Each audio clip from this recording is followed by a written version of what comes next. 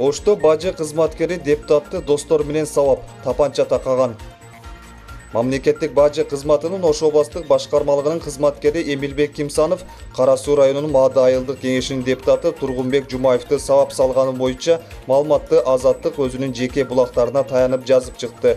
Маалыматты Ош шаардык ички иштер башкармалыгынан кабарлашты. Маалыматта бир нече күн мурун бажы кызматкери Кимсанов жергиликтүү кеңеш аркылуу Маада айылынан жер сатып алууга аракет кылып жатканда, депутат анын бул кадамына каршы экенин билдирген.